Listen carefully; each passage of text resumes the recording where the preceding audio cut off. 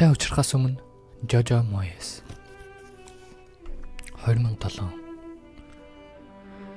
Уиллиг угаалгын өрөөнөөс гарч ирэхэд бүсгүй сэрчгсэн тэрэн дээр тохиолдсон хэвтээд орны өмнө байсан аялын сэтгүүлийн хуудсыг залхуутайгаар эргүүлж байлаа. Түүний цамцнуудаас нэгийг өмсчихсэн байх бөгөөд урт ус нь урд шөнийн явдлыг гэрчлэх мэт сэгсийсэн харагдана. Халуухан шөнөд дурсан тааламжтайгаар мишингээ Уилл нойтон үсээ арчин зогсож байлаа. Бүсгүй сэтгүүлээс нүдээс салхан түүн рүү хараад эрхлэх мэд уруулаан цороолгов. Энэ нь бүсгүйн насанд арай л зохицохгүй мэт боловч хөөхөн харагдахыг үнэхээр хичээж байгаа бололтой. Бид заавал уулан дайварч хавцлаар зугаалах мэтийн зүйл хийх ёстой юм уу? Энэ бидний хамтдаа байх хамгийн анхны амралт. Гэтэл тэнд хаашаа ч юм өсөрч харих юм уу? Ер нь спорт хувцас өмсөхгүйгээр байж болох нэг ч чиглэл алга гэж бүсгүй хэлээд чихүүцэх мэт тухайн үржилгэн биеэ арзас хэлгэв. Тэгэд сэтгүүлийн газарт чулуутсан наранд төлөгдсөн бор гараан өргөн цунайлаа. Урд чинь цурам хийлгүү хонсноос болоод хоол нь баг зэрэг цөөнг дүүс онцогдно. Баали харал дээр тансаг спагаар өршөөлвөл ямар вэ? Элсэн дээр тарааж хідэн цагаар эрхэлж урт шөнөөр алжаалаа тайлж болно шүү дээ. Надад тийм амралт таалагддаггүй. Ямар нэг юм оролдож хийх хэрэгтэй. Жишээ нь онгоцноос үсрэх ч юм уу. Эхлээд оролдоод үз, дараа нь шүмжлэн биз. Хэрэв чи дургуцахгүй бол би шүмжлэхийг дээрд үзнэ. Гиснээ бүсгүй баахан маяглав. Баг зэрэг чигтэн цамц залуугийн биеийг нь барин наалджээ. Тэрээр үсээ самнангаа гар уцаан нээж ирсэн мессежүүдийг гүйлгэн хараад хөмсөг зингэдэв. За явах цаг болчихлоо. Өглөөний цагаан уухаан битгий мартаарай гэж тэр хэллээ. Тэгэр бүсгүйг үнсэхээр бүхвэв. Бүсгүйгээс биеийн халуун илж сүрчиг бас үнэхээр тачаангуй өнгө ойс мэдрэгдэнэ. Уилл түүний шилэн хүзүүг үнэрлэх үед бүсгүй өндийн хүзүүгээр нь тэврээд өөр үгэн татвал мань нэр төр зур бүхнийг мартах шиг болов. Тэгэд энэ амралтын өдрүүдэд хаа нэг тийшээ явах юм уугүй юу? Гэрээ хийгдэхээс сэсгээс шалтгаална. Одоохондоо бүх юм тодорхойгүй байгаа. Надад Нью-Йорк явах хэрэг гарах байх. За ямар байлаач гэсэн пөрөв гарагт хаа нэгтээ тансаг оройн зүг бариул ямар вэ? Рестораныг нь чи сунг гэж хэлээд хаалган дүлгсэн мотоциклийн савхан бэлэрүүн гараан сунгав. Ноён Блэкберритэй хамт хооллох уу эсвэл түнгүйгээр үү гэд бүсгүй нүдэн онилгов. Юу гинэ? Ноён Блэкберритэй хамт байхаар би тэнд 3 дахь хүн болчихсон юм шиг санагдаад байдаг юм. Гистэн дахиад уруулаан цоргойлгоно. Тэр чиний анхаарал халамжийг надтай булаастаад байх шиг санагддаг. Би тэрний дууг нь хаачхая л да. Уилл трейнер чи түүний хаяаж гисэн унтрааж баймаар юм да гэд бүсгүй шогшров. Би өнгөрсөн шин унтраасан шүү дээ. Чи мартчихаа юу? Зөвхөн дарамтанд орсон учраас шөнийн явдлаа одоо ингэж нэрлэх болоо юу гэд тэр мушиснаа бэлгэн өмслөө. Лиса түүний ухаан санааг эзэрхийлэх байсан эрх мэдлээ алдаж эхлэв. Мотоциклийн хүрмээ мөрөн дээр нь чулуудаад босгон дээрээс агарын үнсэл дэлгээлээ. Түүний Блэкберри дээр нийт 22 зурвас иржээ. Эхнийх нь 342-д Нью-Йоркоос ирсэн байна. Хууль зүйн ямар нэг асуудал үүсчээ. Тэр цахилгаан шатаар хонглын уруу буухта шөнийн ажил хэргийн уур амьсгал давтах гэж чармайв. Ноён трейнер өглөөний мэнд хамгаалагч уг нь цаг агаарын таагүй байдлаас хамгаалах учиртай баймаар шовгороос гарч ирэв. Гэтэл үнэндээ энд хонглын зогсоол ямар юмныхан цаг агаар байх вдэ? Энэ хүн өөр шөнийн цагаар дүрстэй хяналтын дэлгэц болон үргэлж өөлөх аргагүй цэвэрхэн байдаг 60,000 фунтын үнэтэй машины гялалцсан хоншоорыг ажиглангаа ер нь юу хийцүүдэг талаар Уилл дандаа тааварлан боддог юм. Мик гадаа ямархуу байна гэж савхан гүрмээ өмсөнгөө асуув. Яг хар дарсан зүүд ус ховингаар цутгах мэд асгарч байна. Үнэн үү? Тэгвэл мотоцикло болиг гэж Уилл цог тусан хэллээ. Үнэн шүү ноёнтой. Хэрэв та мотоциклороо усан түүх юм уу өөрөө осолд орохыг хүсээгүй бол орхисон дээр гээд нэг толгоос ихсэрчээ. Уилл мотоцикло ширтэнгээ савхан бэлээгээ тайлв. Лиса түүний тухай юу гэж боддог байлаач гэсэн тэр утгагүй эрсдэлд орох дуртай хүн биш. Тэгээд мотоциклийн ачааны хэсгийн тагийг нээж бэлээгээ хаяад төгжингүүтээ түлхүүрээ микро чулуудах өнөөх ганц гараараа чадварлаг гिचэн шүүрж ав. Хаалган доогуур шургуулч хараа заяа. Асуудалгүй такси. Дутгуу. Хэрэггүй. Хоёулаа нороод явах уу? Мик автомат торон хаалганы товчийг дарахад Уилл талархал илэрхийлэн гараараа нь дохиод гадагшиллаа. Гадаа харанхуй бас аян нижигнэн. Хэдийгээр дөнгөж 7 цаг болж байвч Лондонны төв замууд машинаар дүрчээ. Тэр захаа босгоод такси барихаар уулзвар чиглэн гудамжаар алхав. Усанд норсон зам халтаргаатай болжээ. Төл шиг болсон чулуу гудамжинд саарл гэлбаг наадна. Тэр явган замын захаар игнэж зогссон төлөв төвшин хослолтой хүмүүсийг хараад дотроо харав. Энэ лондончууд хэдий дэм мэртэж болчихов, бүгдээрээ ажил хийдэг болчихсон юм байх та. Тэгээд хаан зогсож гар өргөвөл дээр бол гэж бодох үеэр утсан дугарлаа. Роберт байв, очиж явна. Яг такси барих гэж зогсож байна. Гудамжны нөгөө таллаар ягаан гэрлээ асуусан такси ойртож явахыг тэр харлаа. Өөр хүн өрсөөд барьчихаас нь өмнө төрүүлж барихаар тэр таксиг тосон алхав. Дэрэг дүүрэн автобус дараа нь ачааны машин тормоосоо чахруулан өнгөрөхөд тэр энэ чимээнд юу ч сонсож чадсангүй. Рупи би юу ч сонссонгүй дахиад хэлэлтэй тэр машины чимээг даван хашгирчээ. Тэгэд аюулгүй тавцсан дээр ганц хором саатав. Дэрэг дүүрэн машинууд гол шиг урсна. Улбар ягаан гэрэл анивчин эхлэнгүүт тэр зүсрэн асгарах борооны цаанаас жолооч нь олж харах байх гэж найдсандаа сул гараа өргөжээ. Нью-Йорк руу Жефтэй тэр унтаагүй чамайг хүлээж байгаа. Бид шүнжэнгөө чамтай ярих гэж оролцсон. Юу болов вэ? Хуулийн саад гарсан гэрээний хоёр зүйл дээр цаг хожоод гарын үсэг цаас дэрэг дүүрэн машин өнгөрөх чимээнд дуу дарагдан сонсогдохгүй болцоход байлаа. Нойтон цардмал зам дээгүүр хаймар дугуй шал хийн алгадан өнгөрнө. Юу ч ойлгосонгүй. Таксины жолооч түүнийг анзаарчээ. Такси хурдаа сааж замын нөгөө талд ус өсчүүлэн зогслоо. Арай цаахан талаас машин руу ухас хийсэн өөр нэг эрэгтэй жолооч анзаарсан боловч үеийг амжиж төрүүлэх юм байна гэж үзээд торомсоо гიშгэлээ. Тэр жолооч хоёр хүний уралдахыг хараад дотроо өөдгөө мө баяр хөөргийг мэдрэх аж. Сонсож байна уу? Цааснуудаа миний ширээн дээр үлдээ гэж Келлид хэл. Би 10 минутын дараа очлоо. Уйл хашгирна.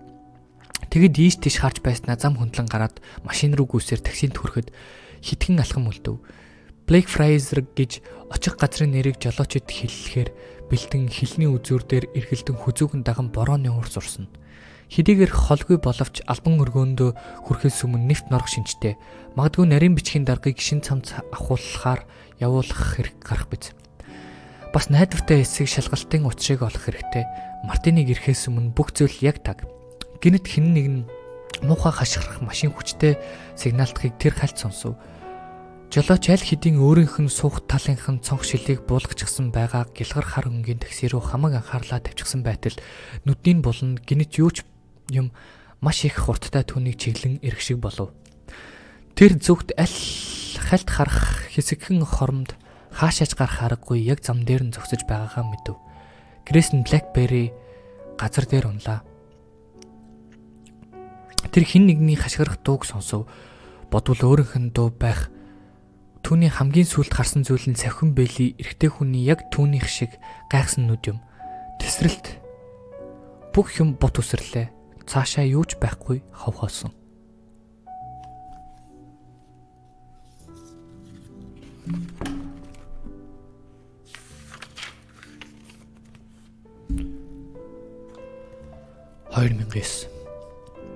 Автобусны буудлаас гэр хүртэл 150 алхам зайтай. Гэвч хэрв та яарахгүй бол жишээ нь эндүүн ултай шахаа өмссөн бол энэ зай 180 алхам болтол сунж мэднэ.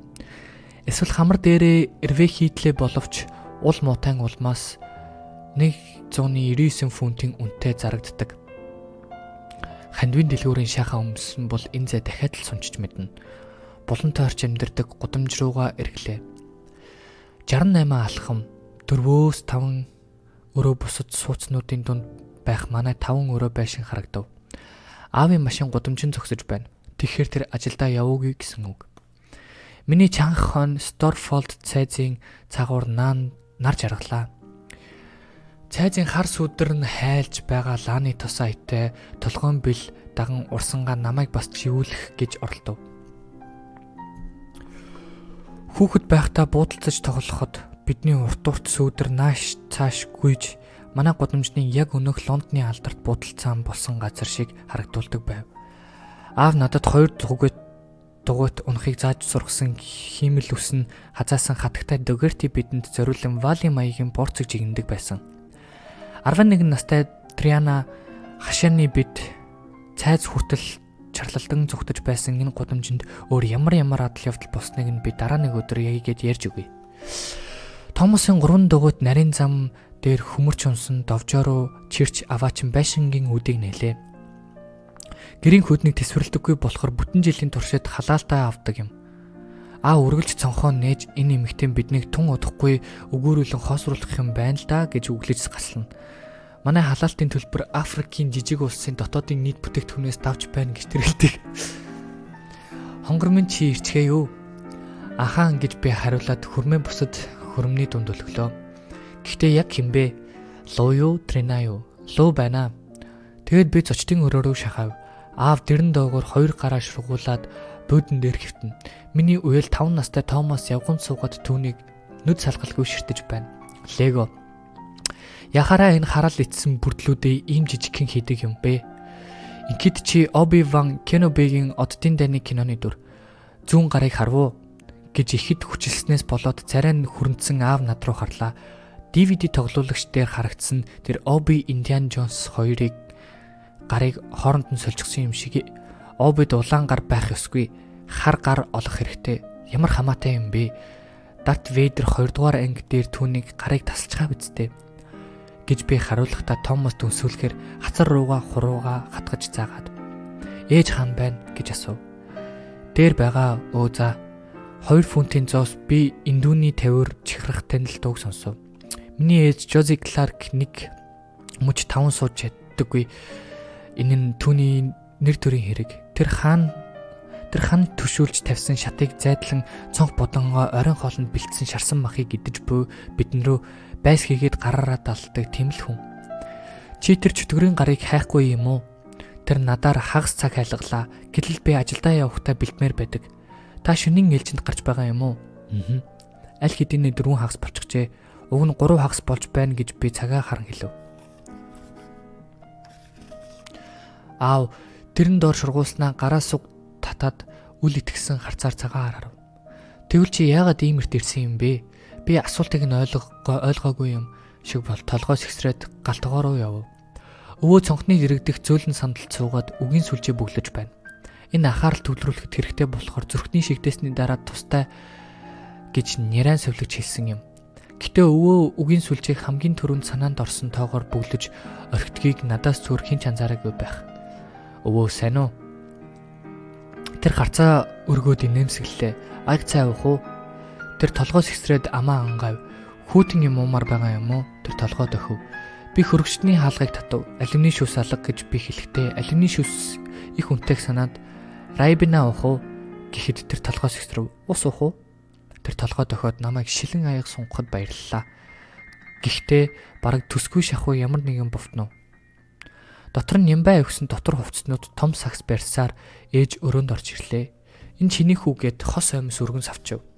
Трианагийн юм шиг байна. Би бас тэгж ботсон юм. Хачин өнгөтэй аавын чинь ягаан унтлахын хувцсны өнгө очихсан юм шиг. Чи эрт иржээ. Хаа нэг тийшээ явах гээ юу? Үгүй гэж хариулаад би гожуураас аяг дүүрэн ус тосчов. Патрик орой ирнэ. Тэр саяхан утассан чи гар уцаа салгачихсан юм уу? Үгүй. Бидэнд зочид буудал захиалмаар байна гэж тэр хэлсэн. Танай аав зурагтаар ямар нэг юм үтсэн гэж батлаад байгаа. Та нар хаашаа явах юм бэ? Ipsos руу юу? Эсвэл Clipsos руу? Skytos. Яг тийм интернетээр ороод зочид буудлын захиалгаа шалгаарай. Аав тэр хоёр чинь өдрийн мэдээгээр ямар нэг юм олж үзжээ. Хямдхан сандлын тэн хагас нь баригдаж байгаа барилга юм шигэ. Харамсалтай нь хүмүүс оцсон хойнол үнийг мэддэг. Аава та цай уух уу? Лүчи түүнээс асуугаагүй юм уу? Ээж инхүү тасралтгүй ярангаа данх залгаад над руу харлаа. Миний дуугүй зогсоод байгааг сая л нэг анзаарав бололтой. Хонгор минь чи зүгээр үү? Наад царай чинь авах юмгүй цонхижээ. Тэгэд 26 настай хүүхэн биш, жаахан охин цанаа тавьж байгаа юм шиг гараа сунган духан дээр дарлаа. Бид хаа нэг тийшээ явах нь юу л бол ээжийн гар гинэт төшөв. Түүний нүднээс рентген туяа цацрана. Намайг бүр жаахан байхаас л тэгдэг байсан. Пэттэй хоёр асуудал үүсээ юу? Ээж би Би та хоёрын хэрэг тошуу дүрх гээгүй. Зүгээр л та хоёр үерхэд их удлаа. Мэдээж та хоёрын дунд байс хийгээд л сөргөлдөөн үүсгэн жам ёсны зүйл. Ухаанда танай аав бит хоёр бол би ажилгүй болчихлоо. Өрөнд нам гүн болж гинэт уйтгар гуниг орчныг нөмрөөд авлаа. Юу гинэ? Фрэнк кафега хайж байгаа. Маргаашнаас ажиллахгүй болсон гэж хэлээд би нааш ирэх замын турш яаж балмагцсан гартаа тас атгсан нойтон төгтөг түнд сунгав. Автобусны буудлаас наашаа 180 алхах замын турш тэр надад 3 сарын цалин урдчилж төллөө. Уг нь тэр өдөр бусад өдрийн л нэгэн адил сайхан ихсэн юм. Миний бүх тэнэл даваа гаргийн үзэн яддаг. Харин би болоор даваа гаргийн өглөө эрт цэцгийн тостой дугуй талхтаа ирж буланд тавьсан авраг том ус буцалгагчийн залгаад арын хашаанаас сүү талхтай хайрцагнууд зөөж дараа нь кафега нээхээр бэлтэнгээ Фрэнктэй чалчиж зогсохоор надад таалагддаг байв. Шарсан гахаа махны англиун үнэр хамар цоргон бүчм халуун хаалга хаагдаж нэгдэх толонд төрж орж ирэх хүйтэн агаар хүмүүсийн ярилцах айдууд үнэм бүх чимээ намдсан үед буланд бовтнох сонсогдох Фрэнкийн радио гэд бүгд надад таалагддаг. Энэ кафе тансаг ганган газар биш л дээ. Ханыг нь толгой дээрх цайзын зургаар чимж, ширээг нь хуучинсаг хулдаасаар хуучсан намайг энд ажилд орсноос хойш шоколадтай талхтны цуглуулганд шоколадтай жигнэмэг болон нүүдэлсэн талхтай тээвэр дээрх маффин жигнэмгийн нэрийг нэмж оруулсан тэр хоёрхан өөрчлөлтийг тооцвол зэс нь нэг ч удаа өөрчлөгдөөгүй. Гэхдээ надад энтхийн үйлчлүүлэгчид хамгийн их таалагддаг байв. Өглөө болгон үүгээр орж ирээд махны үүсэл гарлын тухай асуултаар Фрэнкийн цухлыг төрүүлдэг. Усны хоолойг ажилчин Кев болон Анжела нар таалагдана. Цасан цагаан үснээсээ болоод хатагтай багваахаа нэр авсан эмэгтэй бас таалагддаг. Хатагтай багваахаа даваагаас пүрэв гарагт өдөр бүрж шарсан төмстэй өндөг захиалж хоёр аярах цай унгаа үнгүй сонин гарчгалдаг юм. Би түүнтэй ярилцах гэж дандаа хичээнэ. Өдрийн туршид энэ хөвшин эмэгтэйтэй надаас өөр хинч ярилцдаггүй юм шиг санагддаг. Цайд руу очих буцах замаараа манайхаар шагаадаг жуулчд хичээл тарсны дараа гүйлдэж орж ирэх готгонсон хүүхдүүд замын цаадах халбан өргөөнөөс байнга морилдог хүмүүс цэцгийн тостой дугуй талхтны цэсийн зүйл заалт бүрийн эслэгийг үг өсөгийг чэжэр мэддэг үсчин Нина Шэри хоёр таалагдана. Тэр бүхэл хариулт мөнгнөөс болоод 7 хоногт доод тал нь нэг удаа хэрүүл шүүгэн заавал дэгдээдэг тоглоомын дэлгүүрийн эзэн улаан үстэй эмэгтэй мэтийн таагүй зочид хүртэл миний цухлыг төрүүлдэггүй юм. Ширээний ард хүмүүсийн хооронд шинэ харилцаа үүсэж хуучин харилцаа бутрана. Хоёр дэш болсон эхнэр нөхрүүд хүүхдүүдтэй солилцох хоол бэлтгийг үзэн яддаг эцэг эхчүүдийн гимсэн сэтгэл хөнгөрөл шарсан хүнстэй өглөөний цай ууж хориотой таашаал амсах тэтгэврийнхнийг би ажиглах дуртай. Миний нүдний өмнө хүмүүний амьдрал тэр чигээрээ хөөрнө. Зочид надад хэд 3 үг хайж тоглож наргих юм уу? Савсах аягтай цай барьснаар санамж анхаарлаг хэлнэ. Юугүй ямар нэг бодлогогүй тэнэг үг хэлдэг гэж аав намайг зэмлэх дуртай. Гэвч кафед энэ ямар ч хамаагүй. Би Фрэнкэд таалагддаг байв. Угийн үг дуу цөөтэй тэрбэр чи миний кафег амьлуулж байна гэж хэлдэг. Би бармай маягаар ажиллах боловч харин ууштай зуралдаггүй. Гэтэл өнөөдөр өдийн хоолны цаг арга бужигнаан арай гэж дуусаад хэсэгэн зур нам гүн болох хооронд Фрэнк хормогчондоо гараа арцсаар пишингээсээ холдоод хаалган дээрх пайзыг хаалттай гэсэн бичгээр нь гудамж руу харуулan өлгөв. Хүй Фрэнкэ би чамд хэлсэндээ миний өчүүхэн цалинд нууц үйлчлэгээ орохгүй шүү. Хэдийгээр аав Фрэнкийн хөөндөн өндөгнөөс илүү цэнхэр гэж баталдаг боловч би Фрэнк рүү харан нэмсгэллээ. Би дахиад л чихрийн савнд давс хийчихсэн үү? Тэр сав суулганы алчуураа гартаа базлан байгаагаас нь харуул маш их сандарч байгаа бололтой. Хэн нэгэн миний нэр дээр гомдол гаргасан юм байна гэх бодол толгойд харвлаа. Тэр гараараа дохин намайг суухыг өрөв. Луиза уучлаарай. Би Австрал руу буцах гэж байгаа. Аав юм би их муу байна.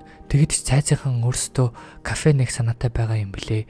Би ханан дээрх зарлалыг нарсан гэж хэргийн учрыг нь тайлбарлав. Миний ирүү энэ үгийг сонсоод шууд утгаараа унжиж орхилоо. Фрэнк дараа нь надад дугтуй атгуулад миний уруул дээрээс асуулт нисэхээс өмнө амжиж хариулв. Би албан ёсны гэрээ юм уу тиймэрхүү юм хийгээгүйдгийг чи мэдэж байгаа. Гэвч би чамд санаа тавих ёстой. Энд 3 сарын цалин хийчихсэн байгаа. Бид маргааш кафега хаана.